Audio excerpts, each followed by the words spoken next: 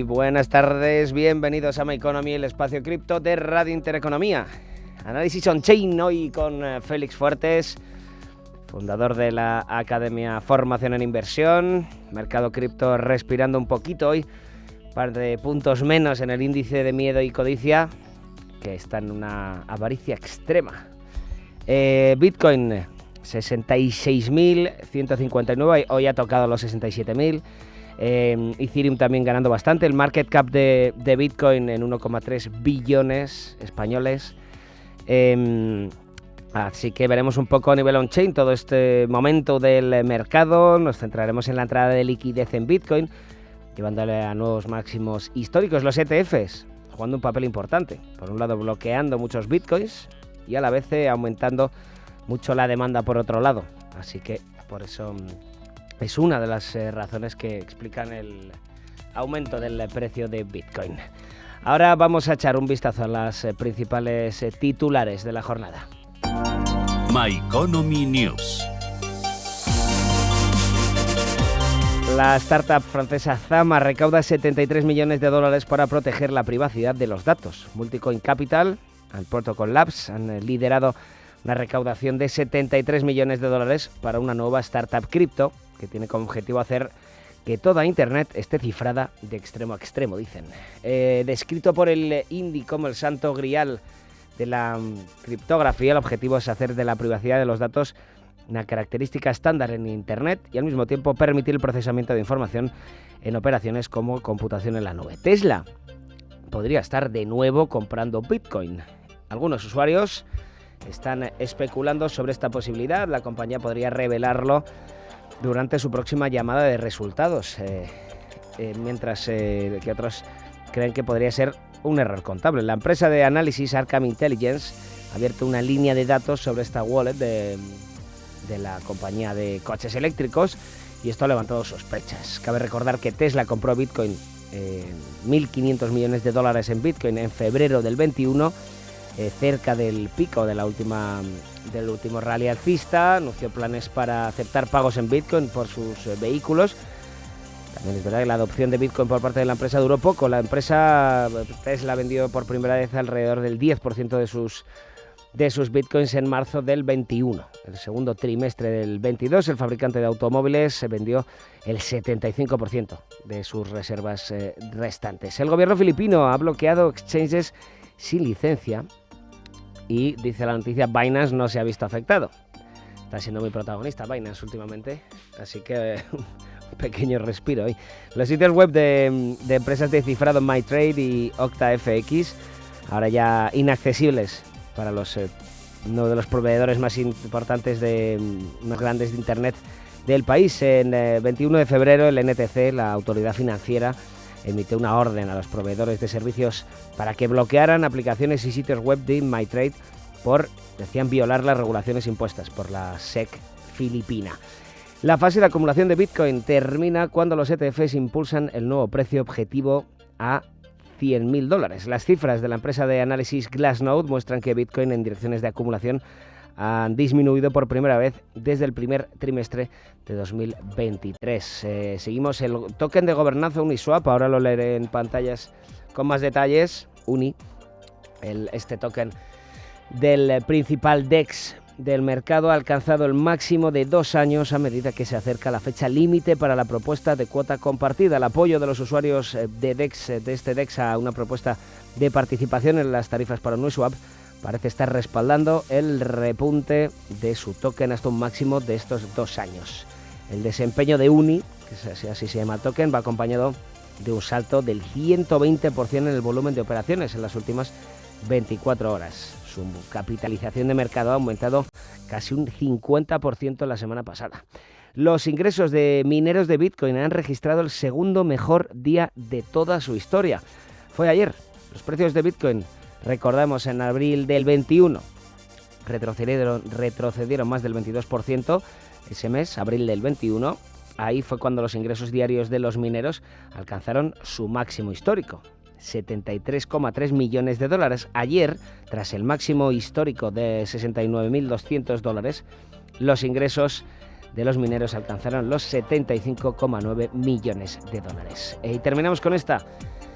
Facua ha denunciado la usurpación de imágenes de famosos para crear scams de criptomonedas. Carlos Sobera, David Broncano o Andreu Buenafuente son algunos de los famosos que aparecían en estos anuncios falsos.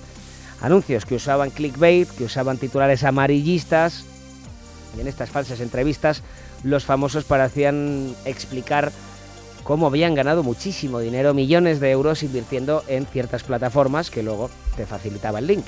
El gobierno de España anunció hace un par de semanas que ha invertido más de 10 millones de euros en detectives cripto y blockchain, y es que los delitos con criptomonedas en España os sumaron 24.000 millones de dólares en 2023, pero ojo, son muchos menos que los 40.000 millones de un año antes. Guardia Civil y Policía han avisado ya de que están vigilando y que lo harán todavía más las transacciones con criptomonedas. 2:13 de la tarde, 1:13 en las Islas Canarias. Vamos a leer un poquito las pantallas en tiempo real.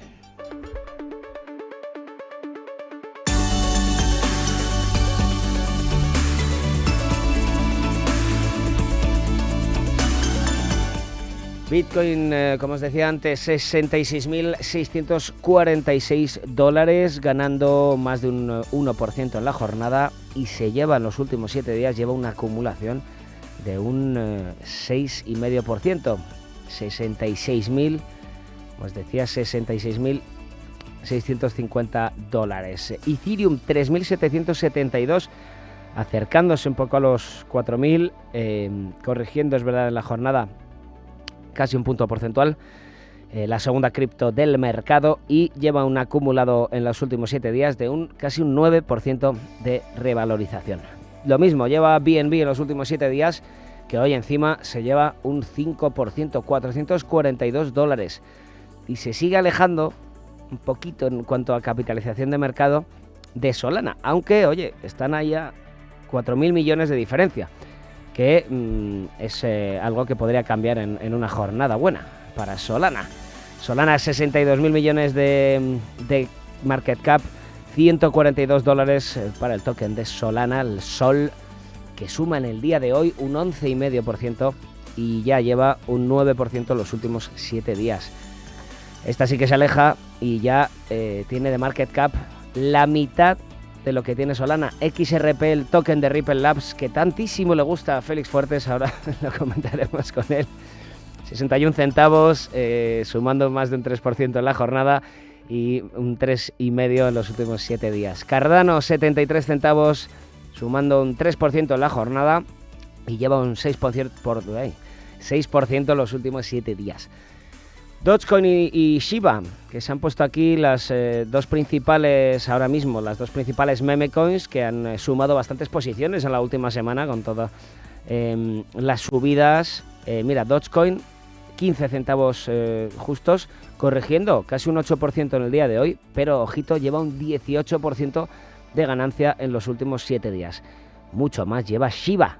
Shiba, no voy a decir el número de ceros ahora mismo, no tengo tan buena vista, pero corrigiendo un 10% en el día de hoy y lleva una ganancia acumulada en los últimos 7 días de casi un 130% Shiba. Lo hemos visto además sobre todo en el aumento de su capitalización de mercado, que ha sido brutal. Se ha superado unas 6-7 posiciones en las principales criptos del mercado. Avalanche, 7% de ganancia intradía, 42 dólares. Terminamos con Polkadot, 10 dólares con 30. Ya por encima de esa barrera psicológica de los 10 dólares, Polkadot,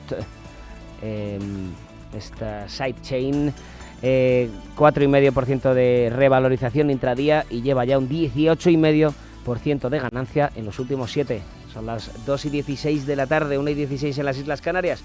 Vamos ya con nuestro análisis on-chain.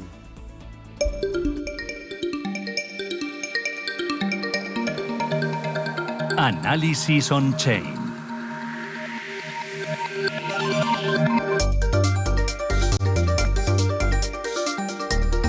Análisis on-chain con Félix Fuertes, de la Academia Formación en Inversión. Muy buenas tardes, Félix. Muy buenas tardes, Pedro. Disculpa que esté hoy en una cabina, que me cogí una oficina. Madre mía, ¿dónde te has metido? Estoy aquí una cabina insonorizada para no molestar a los compañeros que están por aquí. Bueno, ya que sea insonorizada, te da un empaque de radio importante, Félix. Bueno, ya sabes que encima con nuestra voz, con la tuya y con la mía, pues Hombre, ya lo abordamos. tenemos que frenar a la gente que se enamora de nosotros, Félix. La verdad que sí, ¿eh? Salimos Eh, a la calle y nos reconocen. yo estoy harto ya. Félix, ¿cómo estás viendo el mercado estos días? Vaya semanita. Bueno, fíjate, lo comentamos, creo que fue la semana pasada o hace 2 semanas, ¿no? Que había un riesgo muy elevado por parte de los traders de futuros que podían desapalancarse. Y eso Semana fue pasada lo que fue, sí. ocurrió en esa caída, ¿no? Además se nota dónde pusieron el stop, el take profit, es decir, lo pusieron justo en máximos porque al final, ¿qué es lo que pasa? ¿Cuál es la diferencia entre el mercado de futuros y el contado, ¿no? Es decir, quien compra Bitcoin tiene convicción y le da lo mismo si está por debajo o por encima de máximos históricos, porque va a seguir esperando a que llegue hasta donde pueda llegar y ya está, ¿no? Sin embargo, los traders de futuros están apalancados, tienen mucha deuda, tienen un riesgo muy elevado y han visto o ven la oportunidad de que Bitcoin está muy vertical, está con un movimiento muy exponencial y entonces creen que en cualquier momento Bitcoin puede colapsar. Así que, ¿qué es lo que ocurrió?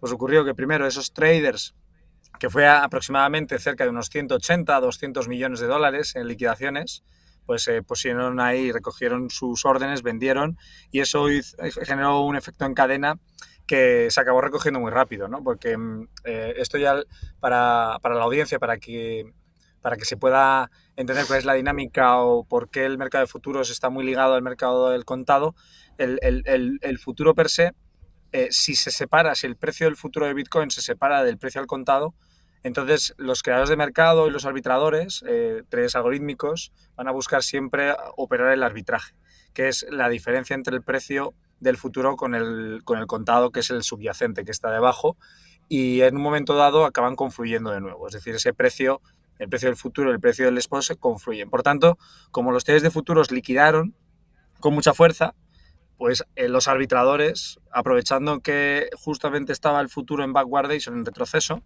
pues cogieron y también empezaron a vender el spot para arbitrar esa oportunidad. Pero luego, al final, yo creo que vamos a ponerle a Larry Fink, ¿no? el traje de Superman, pero en vez de ponerle aquí una S, le vamos a poner una B de Bitcoin, porque básicamente entró al rescate, ¿no? Entró suficiente liquidez, suficiente dinero como para llevar el precio de Bitcoin desde los 59 a los 66, 67 de nuevo y consolidar por encima de los 60, que es lo que nosotros ya hemos estado avisando durante todos estos meses, Pedro, que si el precio de Bitcoin superaba los 60.000 y encima además aceptaba hasta los 69, 70 y luego corregía otra vez a los 60 y se mantenía, entonces eso era un buen setup de entrada, una buena entrada para superar máximos. Por lo que ahora mismo veo que el precio de Bitcoin realmente sí se encuentra por encima de los 60, en los 66 muy consolidado, con ese retroceso a los 60.000, así que muy contento porque veo que la demanda se mantiene consistente, veo que en el mercado hay convicción, sé que hay dudas en relación a es un buen momento para comprar o aprovecho una corrección. Como habéis observado, las correcciones, el mercado no dejan que duren demasiado porque están muy ansiosos por tener Bitcoin, esperan que realmente esto valga muchísimo más en el futuro. Nosotros ya avisamos de que esto iba a pasar antes del halving, así que imaginaos cuando llegue el halving. Pues cuando llegue el halving tendremos un redescubrimiento del precio mucho más arriba y bueno, pues cualquier precio ahora mismo en Bitcoin es económico. Así que contento. ¿Cómo va? A ver, vamos a explicarnos un poco el funcionamiento del mercado de futuros, que me cuesta un poquito entenderlo siempre. Yo, por ejemplo, leía el TTF del gas en el momentazo del principio de la guerra de Ucrania, momentazo para los mercados, evidentemente, no estoy hablando de que sea algo positivo. El precio del gas en ese momento se disparaba en el TTF, en el europeo. Entonces yo ahí, cuando leía el gas, es que te pregunto por si no sé si es exactamente igual. Aquí, por ejemplo, yo me meto en el TTF, quitar las cookies, gracias. Estamos hablando, mira, el contrato, el siguiente pone mayo del 24. Entonces se están hablando de los precios que espera el mercado, ¿verdad? Que van a tener el gas en el mayo del 24. Entonces, en el caso de Bitcoin, ¿es igual? ¿Cómo funciona esto? En el caso de Bitcoin y en el caso de cripto es muy especial porque el mercado cripto dentro de lo que es los modelos de innovación en los mercados financieros, el mercado cripto ha diseñado o ha incentivado al diseño y a la creación de un tipo de futuro que no existe en los mercados tradicionales. Y de hecho los mercados tradicionales, los emisores y las casas, ¿no?, de futuros se plantean en lanzar este tipo de futuro. A día de hoy todavía no lo han hecho, que es el denominado futuro perpetuo. Un futuro perpetuo básicamente es un producto derivado que, en vez de establecer una obligación entre dos partes para poder recibir en una fecha determinada el producto que han acordado comprar y vender entre esas partes, en este caso, por ejemplo, Bitcoin, a un precio determinado en el futuro perpetuo se diseñó para que esto no existiera, para que no hubiera una fecha determinada y por tanto se pudiera operar un contrato obligado con una fecha infinita, pero con la capacidad de poder apalancarte y aprovechar lo que es las funciones o las características de un futuro per se, ¿no? Entonces, ¿cómo se regula, no? La pregunta del millón es, ¿cómo un futuro perpetuo entonces se regula el precio en relación al subyacente? Entonces, ahí surge un modelo que es el modelo de los largos pagan a los cortos o los cortos pagan a los largos. Es decir, si hay muchos compradores de futuros y muy pocos vendedores, muy pocos cortos, entonces los compradores van a estar pagando un tipo de interés muy, muy, muy alto hasta tal punto de que se va a acabar reequilibrando el peso entre ellos. Y esto lo que les permite a los exchanges es volver a llevar el precio del futuro perpetuo a lo que es el precio del contado. Y de esta forma también incentiva a los arbitradores para ponerse en la posición contraria y arbitrar y llevar el precio del futuro perpetuo al del producto al contado. Por lo cual es un mercado que incentiva mucho al arbitraje. Es decir, los futuros per se se pueden ejecutar ciertas estrategias que no son direccionales, sino que puedes apostar directamente a que, por ejemplo, pues el mercado está muy alcista en Bitcoin. Yo no quiero tener una exposición no quiero tener una exposición direccional a Bitcoin porque podría caer o porque la tesis de mis inversores no es esa, ellos no quieren una exposición direccional o yo no quiero una exposición direccional, pero sí que les he prometido o quiero buscar una rentabilidad que pueda ser consistente. ¿Qué es lo que haría? Pues como todo el mercado está comprado y los compradores están pagando muchísimo a los vendedores, lo que haría sería ponerme en la posición perdedora, en la posición que está perdiendo, compraría el activo al contado y bloquearía el precio. De tal forma que lo que estaría haciendo es aprovechar todo lo que están pagando, todos los intereses que están pagando los largos. Y en un momento dado los largos, cuando vean que esto no tiene ya más sentido, por ejemplo, si nos vamos a CoinGlass, que es una web que está muy bien, en CoinGlass podemos ver cuánto realmente están pagando estos largos contra los cortos. Y eso nos da pie también a establecer una hipótesis clara sobre si están dispuestos o no a seguir pagando estos niveles de intereses. Es decir, ahora mismo el mercado está pagando un 30%, 35% anual de intereses. Es un tipo de interés elevadísimo. Si nos llevamos las manos a la cabeza con un 5% de interés o un 4% de interés en los mercados, en la economía, pues imaginaos si el que está comprado de lo que es el futuro perpetuo de Bitcoin está pagando un 35% de interés anual y ha llegado a estar incluso pagando un 100%, ¿no? Lo que es devengado. Por lo Félix, discúlpame sí. que te pare, es que me acaban de avisar de que nos van a ocupar el programa por la reunión del Banco Central Europeo. No lo había, Es verdad vamos, que no me lo esperaba ahora mismo. Entonces, nos quedan 4 minutines. Habla un poco directamente de las conclusiones de esta semana y discúlpame por no avisarte antes, pero es que me acabo de enterar yo también. No te preocupes, no te preocupes. Bueno, solo Una quiero ocupación avisar en de directo, que esto sí que es radiofónico. Adelante, adelante. sí, la verdad, me siento privilegiada de que Lagarde me sustituya. Eh, em, lo único que quiero recalcar es la cantidad de dinero que está entrando en el ETF de BlackRock, ¿vale? Es decir, actualmente ya están los 12.300 millones de net asset value, de NAP. Solo han pasado mes y medio, apenas, va a llegar a los 2 meses ahora. Es el ETF más exitoso en su lanzamiento en la historia de Estados Unidos. y si entra dentro del exclusivo club de los top 100, entonces la enorme capitalización que va a tener es brutal porque el efecto dominó es muy fuerte. Y si nos fijamos bien en el dinero que está entrando dentro del ETF de BlackRock, es que hace 2 días entraron casi 800 millones de dólares en compra de Bitcoin. Hace 3 días entraron 420 millones. Ayer entraron 280 millones y otros 200 millones en el de Fidelity. Es decir, es tal la magnitud de la demanda que hay un ratio de $10 por cada dólar de demanda. Por lo cual quiero dar una conclusión, quiero enseñar una cosa rápida. Y es, Bitcoin, el modelo del que se ha hablado siempre es el modelo Stock to Flow. Y ahora tiene sentido. Tiene sentido hablar del modelo Stock to Flow, es decir, la producción que es escasa con una oferta que también es escasa y es limitada, siempre que se conserve la demanda en 1 a 1, imaginaos si está en 10 a 1, entonces deriva en que el precio va a descubrir, o sea, la materia prima va a redescubrir su precio, va a redescubrir su nivel de capitalización ideal. Y actualmente se está viendo que la zona de máximos no es su zona. Su zona ideal son los 146, 150 mil como mínimo dentro de lo que es el modelo de escasez, dentro del modelo cuantitativo que es el stock to flow. Por lo que esta era un poco la conclusión a donde yo quería llegar, que todo aquel que realmente se esté planteando de que Bitcoin ahora va a tener una gran corrección, que vamos a sufrir o que todo el mundo, pues que hay que vender, hay que empezar a distribuir, se están equivocando, porque Bitcoin realmente lo que está haciendo es irse a su precio bajo unas circunstancias o modelos cuantitativos que han funcionado toda la vida para saber cuál es la capitalización y el precio ideal del oro, de la plata, de cualquier materia prima, y que en el caso de Bitcoin siempre en todos los ciclos se ha cumplido, en todos los ciclos. Y en este ciclo no se había cumplido y aún le quedan 2 meses para cumplirlo. Por tanto, si yo aquí me he lanzado a decir que Bitcoin iba a alcanzar máximos históricos antes del halving, me puedo llegar a lanzar incluso para deciros que Bitcoin va a intentar y se lo va a currar y vamos a ver ese esfuerzo en alcanzar los 140.000, 150.000 antes del halving. Entonces, ahí va un poco mi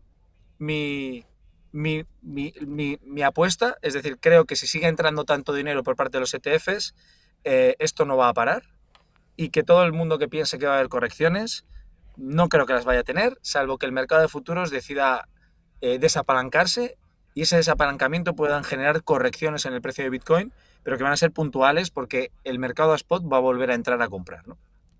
Madre mía, pues ahí dejamos esa pedazo de apuesta. Voy a hacer short con esto ahora, Félix. Y discúlpame por haber tenido que hacerlo todo tan rápido. Félix Fuertes, fundador de la Academia de Formación en Inversión. Nos vemos el jueves que viene y más relajaditos, que vaya nervios teníamos hoy. Vale, un abrazo, Pedro. Un abrazo, Félix. Y ya nos despedimos aquí en My Economy, pero nos vamos al mundo fiat y a la política monetaria del Banco Central Europeo. Aquí os dejamos ya con cierre de mercados. Adiós.